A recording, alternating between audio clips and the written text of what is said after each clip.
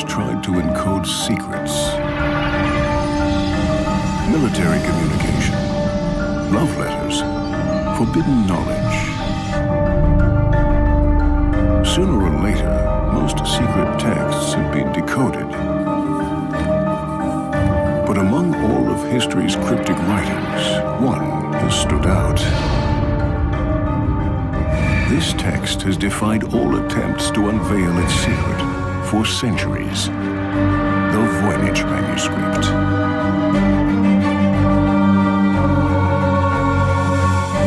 It's the world's most mysterious book, written by an unknown author in an absolutely singular alphabet and illustrated with puzzling images.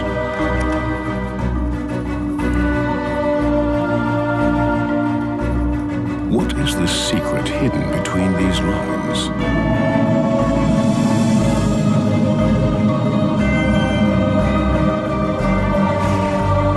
Yet another expert has taken on the challenge. For the first time, the physical materials of the Voynich manuscript will be analyzed. Maybe ink, pigments, and parchment will offer a key to the Voynich enigma.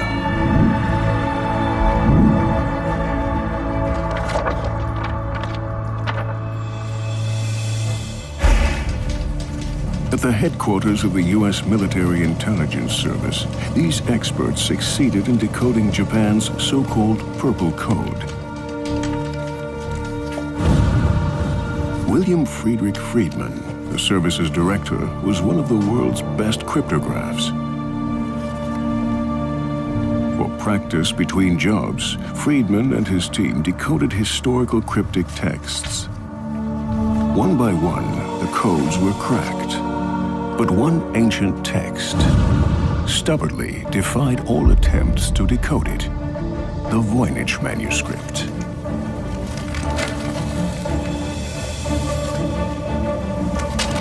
Unnerved, the cryptographs gave up. It's the only code they were unable to crack.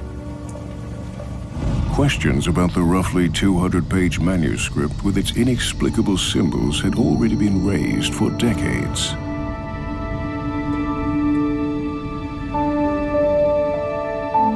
At the beginning of the 20th century, an antiques dealer from New York visited Villa Mondragone near Rome. He was looking for precious books.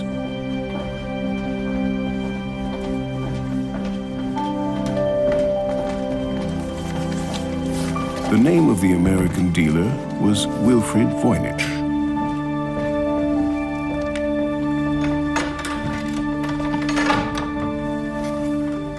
In Villa Mondragone, many historical texts from a Jesuit school were stored.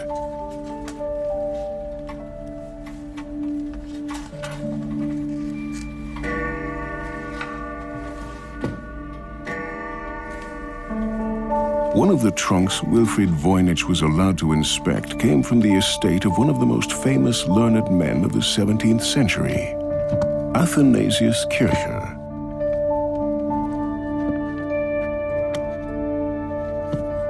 Among various manuscripts, the trunk contained an unusual book.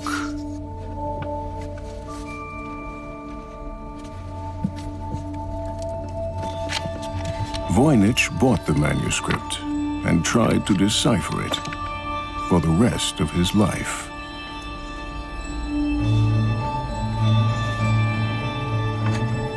He died without even coming close to a solution.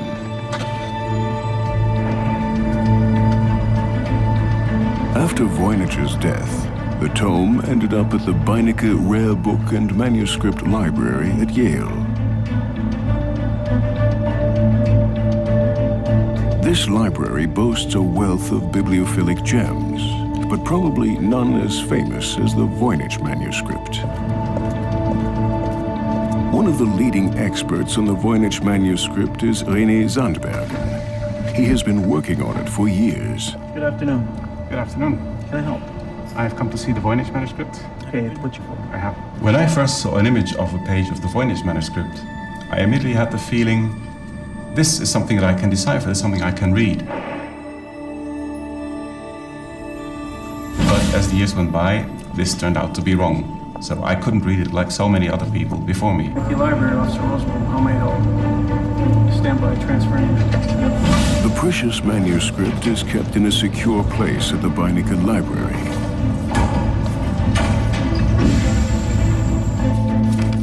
For the first time, René Zandbergen can inspect the original.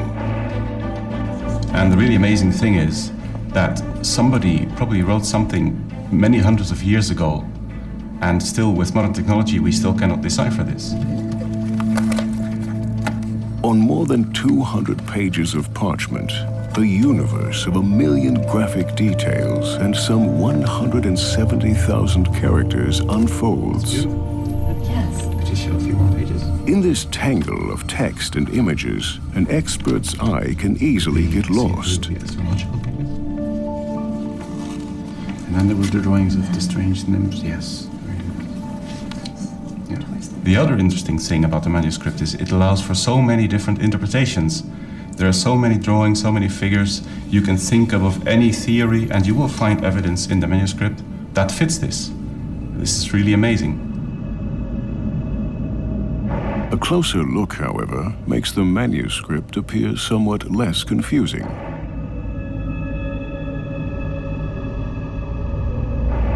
The drawings help to break down the book into separate sections. Restorator Paula Zayat has spent many hours over the manuscript. Now we can't read the text, but we can guess probably what the book is about from the illustrations. So it seems to consist of several sections. I'd say the greater preponderance of text in this book has to do with botanicals, herbals.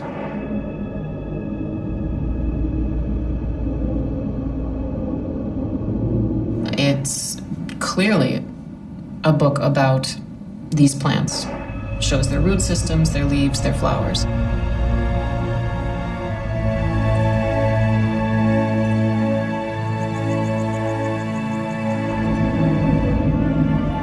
Some of the drawings even seem to be inspired by reality.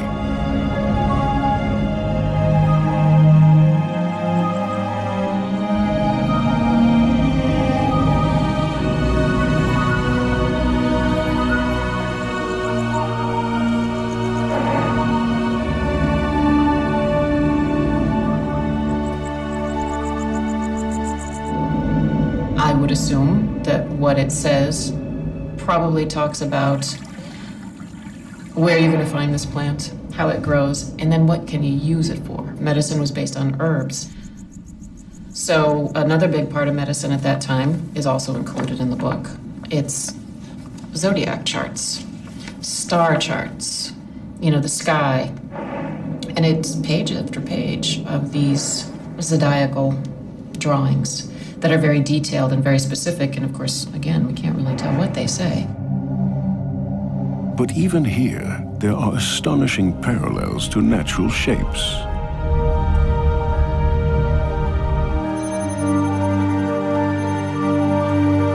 Some of the book's pages also contain optical phenomena. If set into a spinning motion, these illustrations come to life.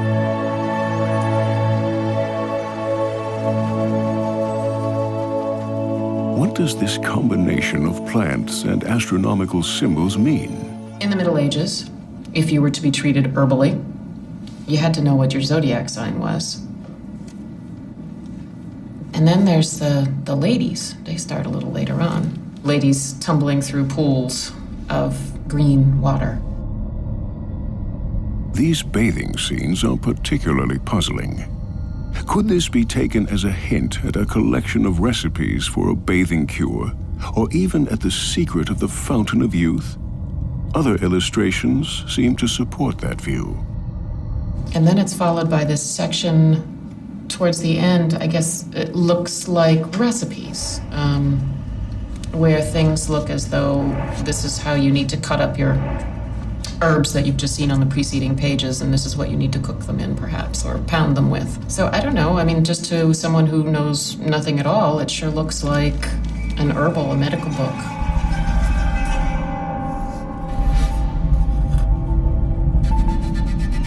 Was the author a medical genius, trying to hide his discoveries from competitors?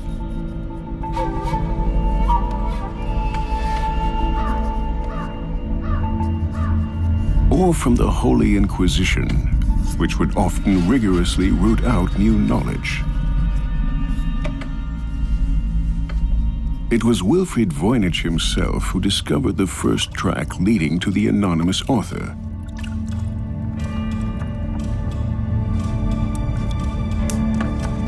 He was busy making reprographs of the original when, by accident, an item appeared that had been invisible.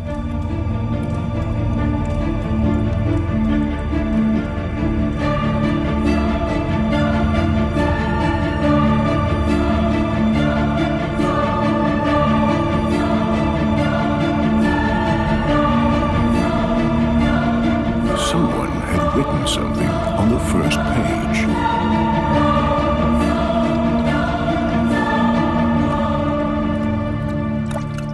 The words had been scratched from the parchment, but under ultraviolet light, traces of ink become visible.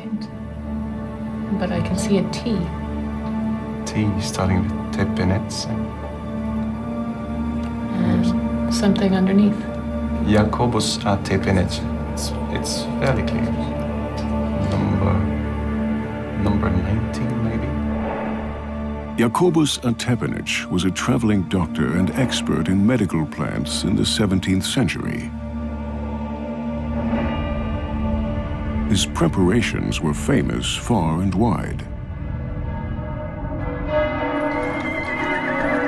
In 1608, he was summoned to Prague by Emperor Rudolf II.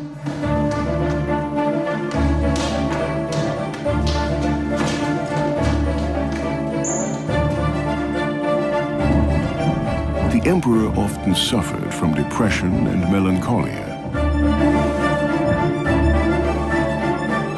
Tepenec's famous herbal extracts were to relieve the monarch's distress.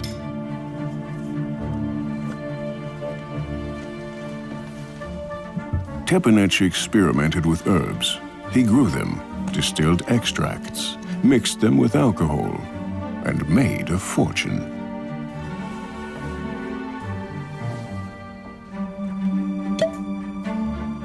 His alcoholic remedies seem to have buoyed the emperor's well-being. To thank Tepenec, the emperor raised him to the gentry and appointed him imperial chief distiller.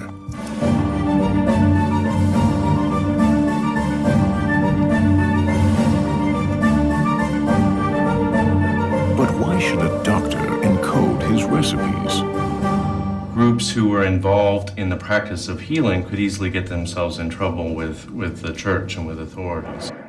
Kevin Repp is the curator of the Beinicke Library's manuscript collection. Alchemy was very closely related to the growth of science in the early modern period, and yet at the same time, alchemy was considered to be an extremely arcane topic, meaning the information that was recorded in these texts was often considered to be extremely secret. Jacobus a Tepinec. Was he the originator of the world's most mysterious manuscript?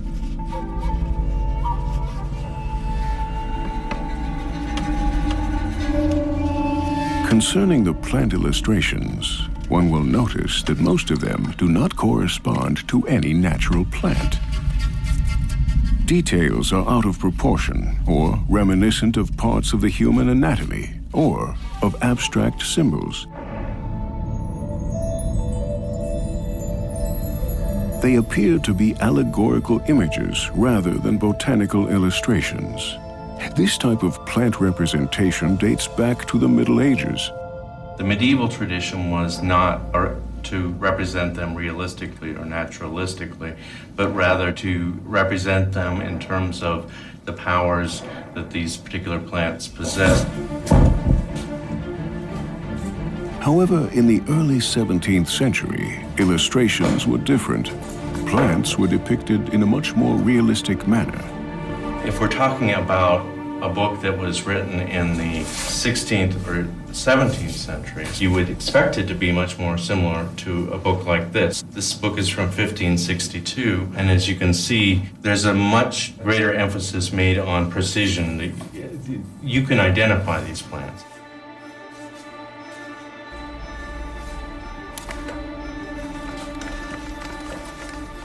Such aspects of art history were not considered at the time of Tepenich. He would only have worked in the style of his own time. Even though his name is found on the first page, it's unlikely that he was the author. Other books from his estate bear almost identical signatures. Surely at some point, the Voynich manuscript was in his possession.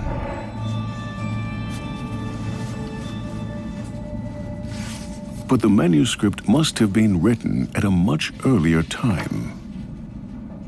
One decisive hint comes from a letter that was found together with the manuscript. This is a very important letter.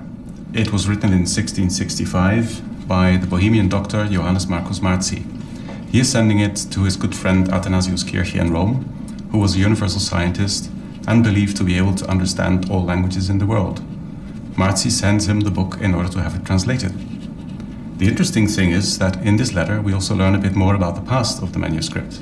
Marzi heard from a friend that it was once bought by the Bohemian Emperor Rudolf II of Habsburg for the sum of 600 ducats. Emperor Rudolf II was known for sponsoring the sciences. However, in his day, no distinction was made between natural science and magic.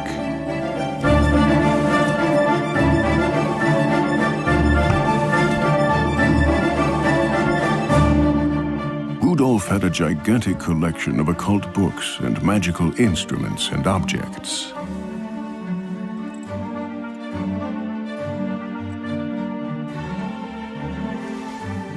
He spent huge amounts of money for his collection, which also included the Voynich manuscript. When Rudolf died, he left behind great debt.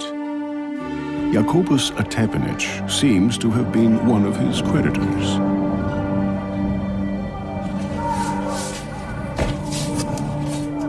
He must have been compensated with objects from the emperor's library. This is how the Voynich manuscript probably came into his possession.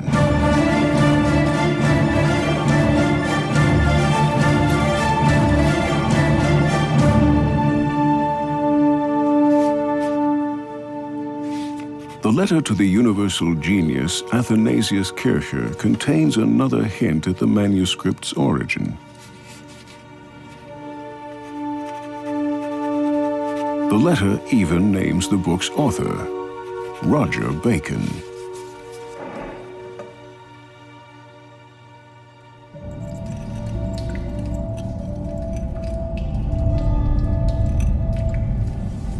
Roger Bacon was a famous English learned clergyman in the 13th century with a telling sobriquet, Doctor Mirabilis, the miracle doctor.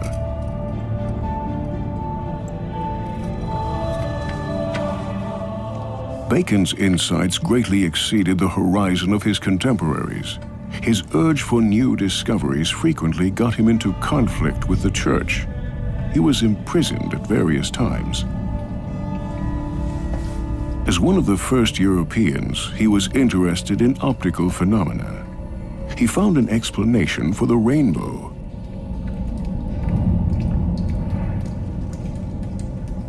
He also experimented with the reflection and refraction of light.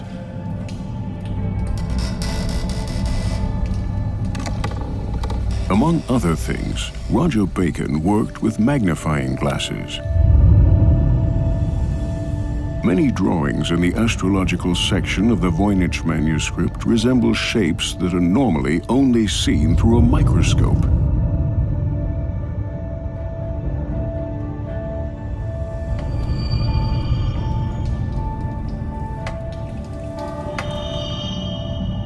Are these the very first insights into a heretofore hidden world?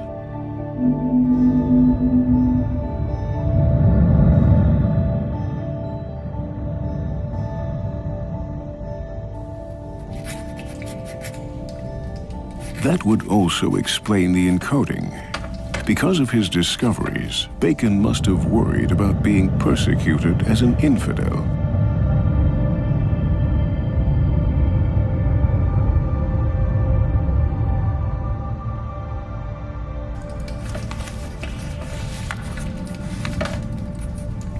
Roger Bacon experimented with lenses to correct visual problems. Were his lenses also capable of stronger magnification? The interesting thing is that Richard Santa Coloma has investigated the optical phenomena contained in the manuscript. At the time of Roger Bacon, the microscopes did not exist that could make the type of detailed observations that are seen in the Voynich manuscript. It wasn't until the early 17th century when Cornelius Drebbel developed a complex, sophisticated twin convex lens microscope where we would be able to see the types of things which seem to be reflected in these images. So do you think this could be a kind of scientific notebook? Well, I did think at first that it may be some type of notebook with actual observations through the microscope and microscopic experiments by Cornelius Drebbel. But over time, I came to believe more that the Voynich was a fantasy document. There were too many fantasy elements. In fact, most of the illustrations appear detached from conditions of reality. Do they reflect a longing for a place of fantasy? A place that 17th century minds imagined somewhere in the deep past? Well, at the time that Cornelius Drebbel was in London, there was a tremendous interest in the idea of the ancient book of mysterious knowledge. If anyone were to create such a book as the Voynich, they would have ended up with a very valuable document that would have garnered them great prestige and possibly been able to sell for a great deal of money. So perhaps the Voynich manuscript is a purely decorative object, a perfectly created illustration of a mysterious ancient book. Even today, looking through a microscope can open up new perspectives. Can you see if this Paula is Zayats is over surprised by the several times? perfect technical execution of the illustrations and text characters. And not only that, The surface of the parchment is very smooth and undisturbed. I don't see any abrasion. I don't even see any corrections. in other words, 200 pages of text have been written without the slightest error, an almost superhuman feat.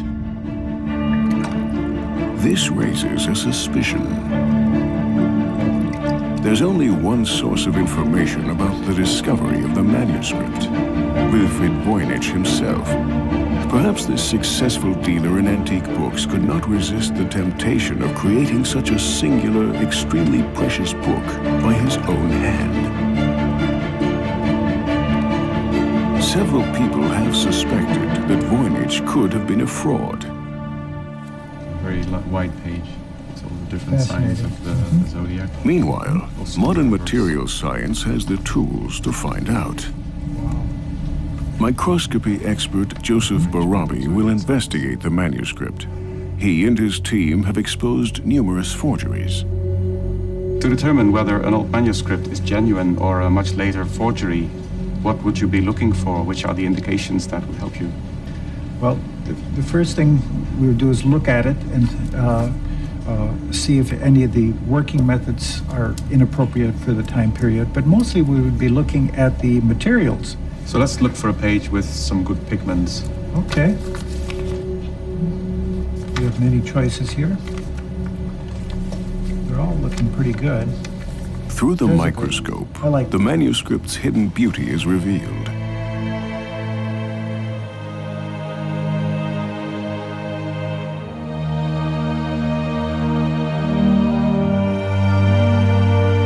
This fantastic microworld harbors information that can prove whether the book is genuine or a hoax. I'll be taking a group of small samples, and the analytical methods that we use then range from light microscopy, which gives us a look at just what it looks like, and we do elemental analysis on the particles. and that tells us what it consists of. We also look at the chemistry using spectrographic methods and crystallographic methods, and that gives us a picture of what it is. Basically, what we're trying to determine during our examination is how the object was constructed, because if it's a forgery, most forgers will make stupid mistakes. Okay. But we get it from these ridges at the top. Very good. Joseph Barabi samples paint and ink from various portions of the manuscript. That will be a mineral pigment. The green is more mysterious. Just pick it up to the side. I hate to waste even a single particle. So what we found was that the ink is in iron gall ink, and we found that it was made in several different batches because the constituents vary somewhat from batch to batch. The blue is azurite, ground azurite, a very beautiful mineral pigment. The red and the brown are iron earth pigments, red ochre with hematite. Wonderful stuff. So in summary, what we found was that the materials that constitute the writing and the painting of this document are completely appropriate to the 15th and 16th centuries. And more importantly, we did not find any materials that would indicate that it was a 19th or 20th century forgery.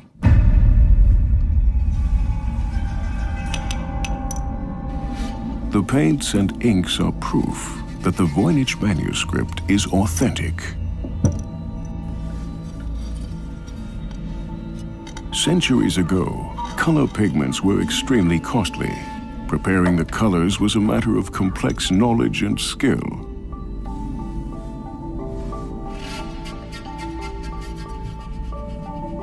In many cases, Arabic gum was used to bind the pigments.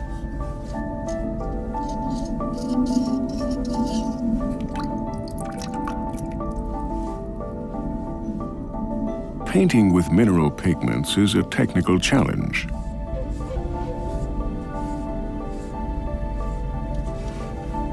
Larger crystals have a stronger glow, but they are harder to apply than finely pulverized minerals.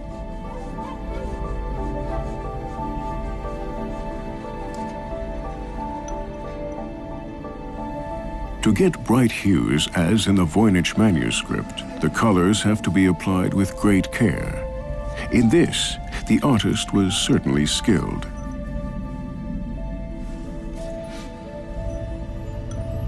In stark contrast, however, many of the drawings appear sloppy, even naive.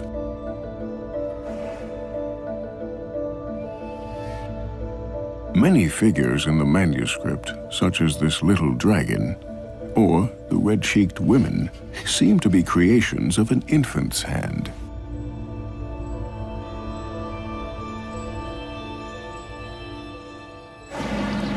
At the Beinecke Library, Renee Zandbergen meets Edith Sherwood, who proposes an astonishing theory. The first picture I ever saw of the manuscript was this one, and I assumed or developed the hypothesis that it was written by a young Leonardo da Vinci.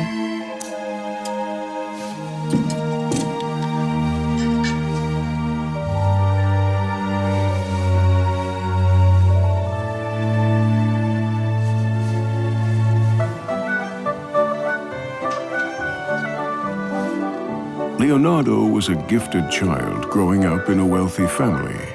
From his early youth, he must have been practiced in the use of brush and pen. Does the Voynich manuscript contain his first illustrations? If you look at the quality of the drawing and the quality of the drawing and the other pictures, you realize that they are not very sophisticated, and it was probably one of his first books done when he was a child. One page in particular hints at Da Vinci. I saw this astrological picture which shows 15 little nude ladies sitting in tubs, some of them fairly obviously pregnant, and a ram representing the astrological symbol Aries.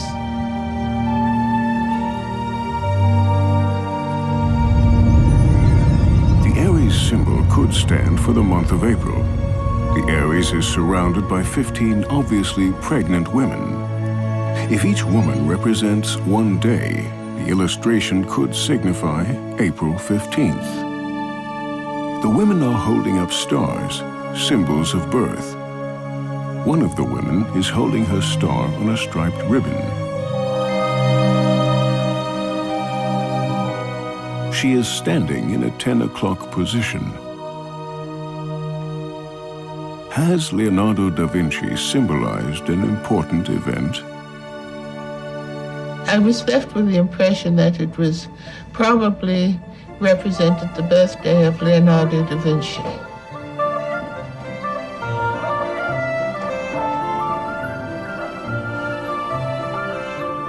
Was the Voynich manuscript an early exercise for the coded texts he would later produce?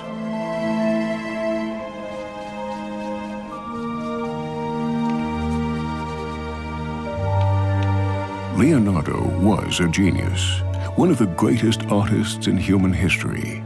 Even at an early age, he was an expert draftsman. The drawings in the Voynich manuscript, however, show no sign of early genius. And there's no reason to believe that this would not have been a youthful exercise. Paula Zayats is convinced. Would this have been an expensive book? This book might have been a very expensive book. The pigments, particularly the mineral pigments that are used throughout, are of very good quality, especially as evidenced by the fact that we can still see them bright and clear. Parchment gets more expensive the larger the sheet. And this book contains a number of foldouts, including a full-page foldout, which is pretty unusual. When you start moving into parchment that are this size and larger, it has to be taken from the center of a piece of skin. That alone costs money. So you had to have someone with the means to obtain a fair quantity of good quality parchment, good quality pigments, and the amount of time that it would take to do this, it really could be a couple of years worth of work. Apparently, the unknown author invested years of his life in a book which must have cost a fortune to produce. The information he put into it must have been of great value. So great, in fact, that it had to be encoded. What ways of encoding did the author have?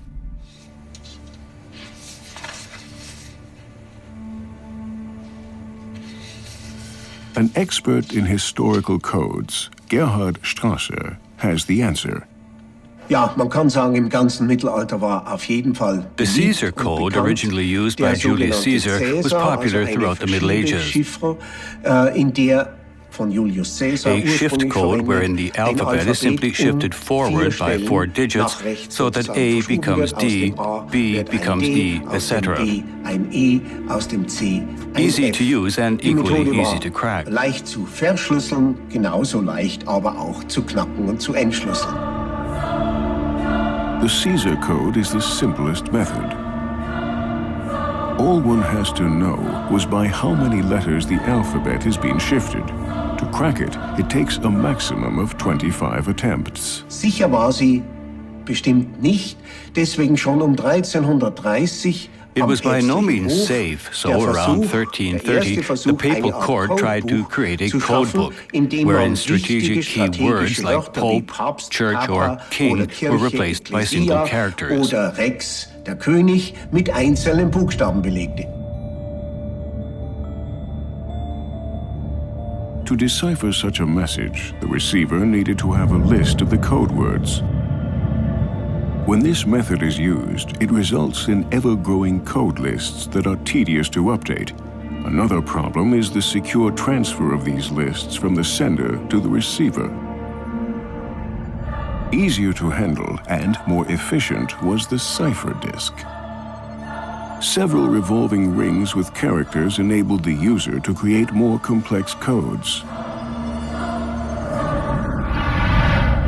The cipher square was a further development in the late 16th century. From a modern perspective, all these methods are rather simplistic. Nowadays, can old cipher systems still cause us any problems, or can we easily solve them all? Wir haben heute mit verfeinerten Frequenzanalysen Today, with enhanced frequency analysis and computer-assisted decoding methods, we can easily crack coded texts up to the 17th, even the 18th century. 18. Jahrhundert ohne weiteres zu lösen. Wir brauchen dazu eine kritische Masse. 30 For this we need a critical mass. 30 characters are not das haben, sufficient. lässt sich vorausgesetzt, dass Given that, and given that the plain text made sense, any coded text from that period can be deciphered. Jederzeit ein solcher Klartext auch wieder entschlüsseln. So, does this profusion of characters represent a text that makes sense? To find out, all the 170,000 characters of the manuscript have been electronically evaluated.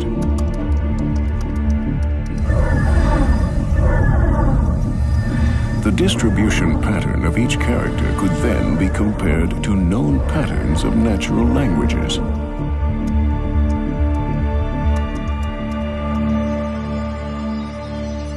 The result? Some characters do occur more often than others, like, for instance, particular vowels in European languages. However, most elements of the Voynich text do not correspond to the phonetic patterns of any natural language.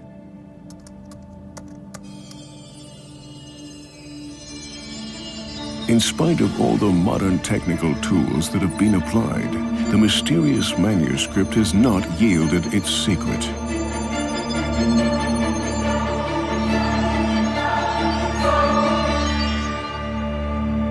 The code remains uncracked.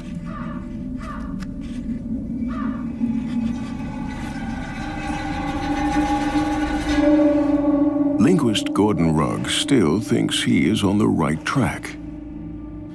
His focus is the author's motive. Is that it's a cipher text. To me, the fact that it's still not been cracked by modern cryptographic techniques makes it highly unlikely that there's any real cipher in there. So the Voynich manuscript may not even be an encoded message.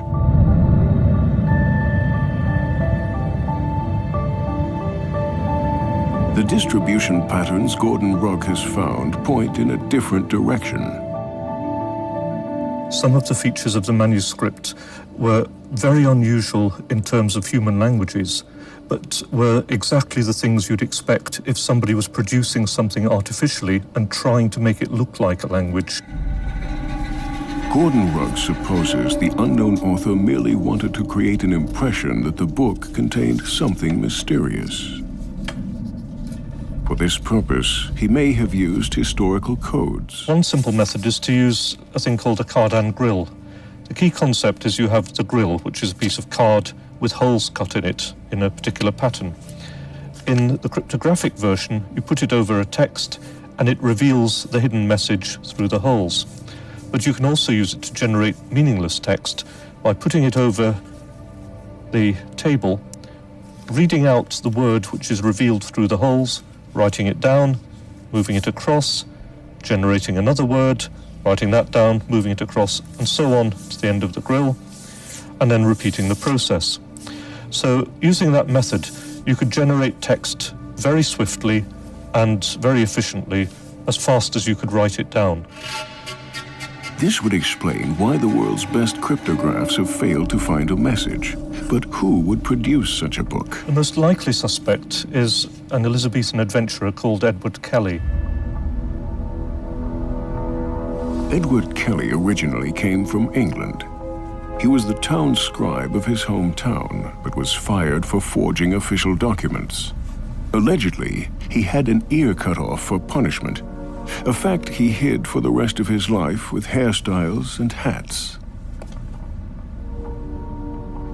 Kelly left England by the late 16th century and traveled the cities of Europe, pretending to be a learned man. As for why he might have done it, there are several possible explanations. One possible explanation is simply money. The Voynich manuscript was bought by Emperor Rudolf II for a very large amount of money. So if you could produce a manuscript that size quickly and efficiently, you could make a large amount of profit by selling it to Rudolf. Rudolf II had numerous scientists on his payroll, including crackpots, dazzlers, and imposters. Kelly saw his chance and offered his services to the emperor. He was an alchemist who claimed to have been able to produce gold from ordinary materials. Kelly claimed to be able to make gold with the help of his apparatuses.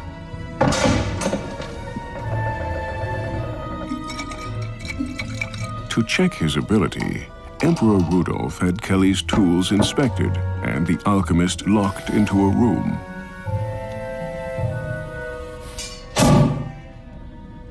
Kelly must have known that he was under observation.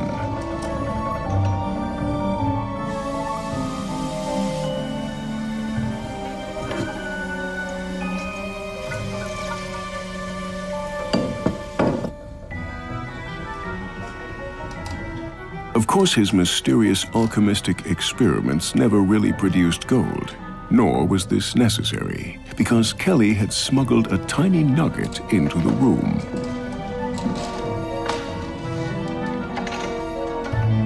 The emperor was obviously impressed. Kelly was hired.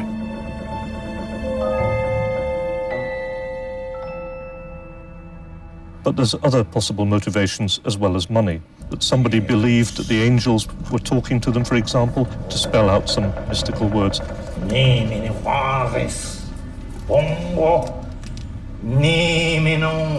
Kelly was experienced with such phenomena. On behalf of another Englishman, the mathematician John Dee, he contacted angels for some time. Of course, Kelly was the only person on Earth who knew the language of the angels, and so he was able to dictate their words to a thrilled John Dee.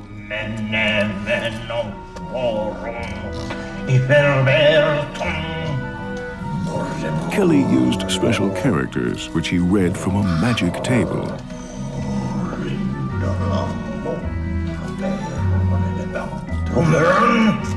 The angelic language, of course, was pure fantasy.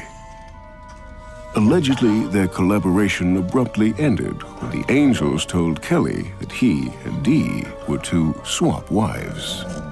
In Kelly's case, he had the means, the motive, the opportunity, and the personality to hoax it.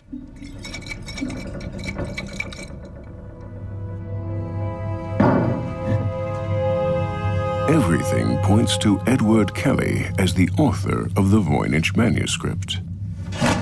He had previously invented a fantasy language. With Emperor Rudolf II, he had a financially potent as well as gullible buyer of his mysterious writings and formulas.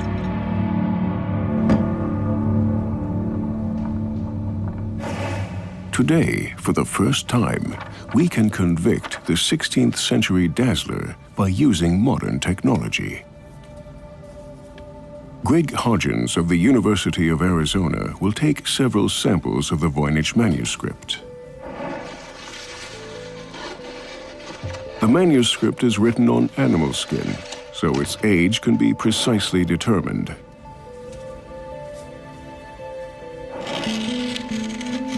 Like any organic material, parchment can be dated by the radiocarbon method.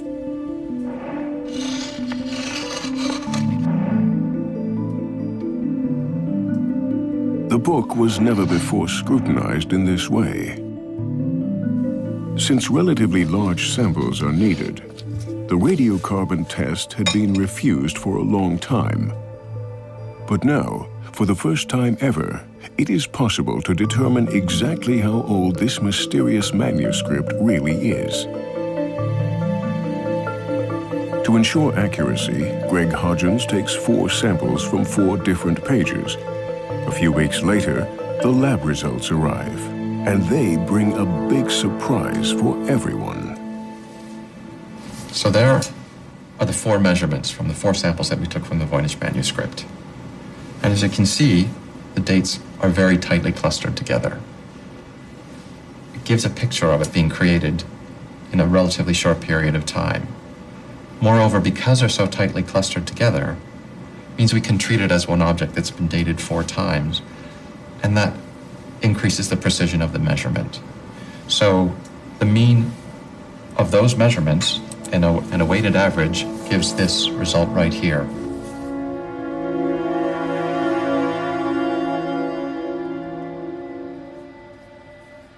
So at 95% confidence, we can say the age of the Voynich manuscript is 1404 AD to 1438 AD.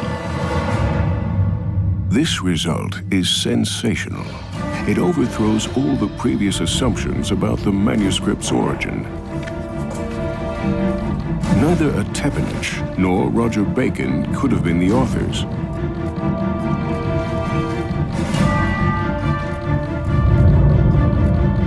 Leonardo da Vinci, too, was born half a century later.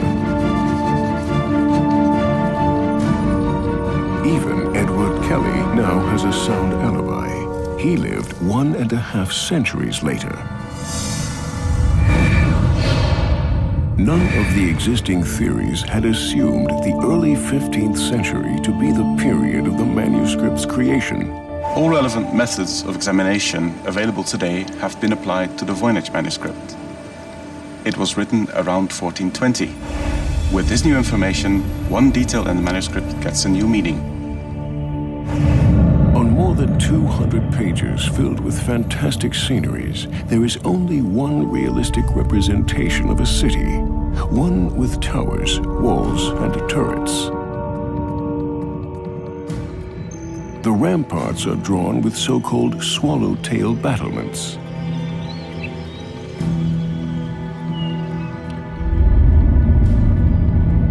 In combination with the manuscript's date of origin, these turrets take on a special significance.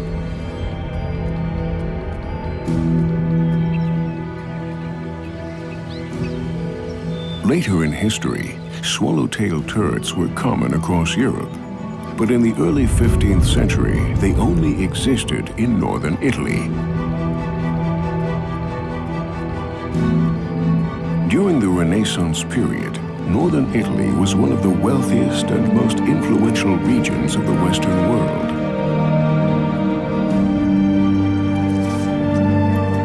This is the historical background of the manuscript's creation. Up to now, the research about the Voynich manuscript lacked a historical anchoring point.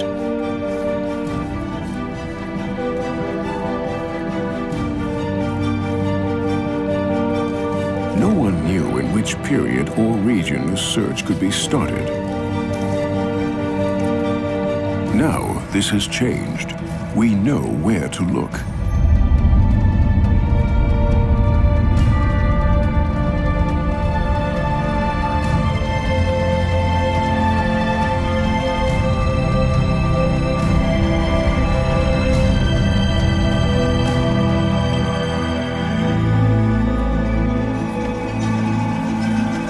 It will be exciting to see what further references to the mysterious manuscript will be found in the archives between Milan and Venice. Having dated the book is a major step forward, increasing our chances to really understand the Voynich manuscript one day. For the time being, the Voynich manuscript remains what it has been for the last 600 years. It's a hall of mirrors reflecting each researcher's own imagination, without ever allowing him a glimpse into its inner secrets.